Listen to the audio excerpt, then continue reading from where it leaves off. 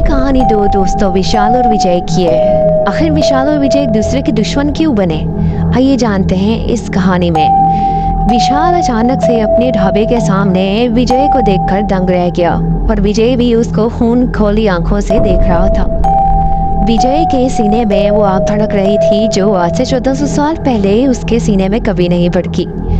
विजय भी ये देखकर बहुत हैरान हुआ और उससे कहने लगा कि तू यहाँ क्या कर रहा है, तुझे पता है हमारे गांव में तेरा आना मना है।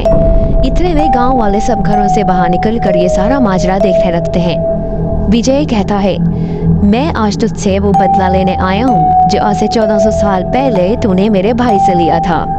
इतने में ही गांव सारा इन्फॉर्म कर देता है उनके घर वालों को। विजय की खून खुली आंखें उसको डरा रही थीं। विशाल भी बहुत बुरी आंखों से उसको देख रहा था। विशाल उससे कहता है कि मुझे नहीं पता कि तेरे सीने में कौन सी आग है, जबकि वो सब एक हादसा था।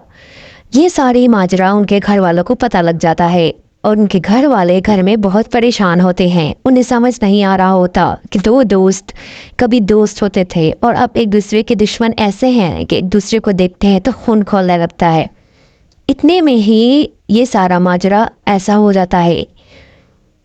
ये कहानी असल में उन दो जुड़वा भाइयों की थी जो इन दोनों के ही भाई थे। ये असल में एक स्कूल के टूर पर गए थे जिसमें इनकी बस खाई में गिर गई थी। उसके बाद से ही ये दोनों भाई एक दूसरे के दुश्मन बन गए और ये दोनों की फैमिली बहुत करीब होती थी। इन्होंने बहुत मुश्किल से पैसे जमा करके दोनों भाइयों को भेजा था स्कूल ट्रिप पर, लेकिन वो हादसा कुछ इस तरह से हुआ कि इन्होंने इनकी दोस्ती को दुश्मनी में बदल दिया।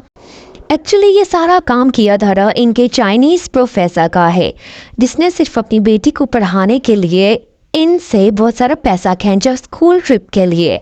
स्कूल ट्रिप पे बच्चों को मारकर अपनी बेटी को लिखाया पढ़ाया। और मज़ीद वीडियोस के लिए पार्ट 2 का वेट कीजिए।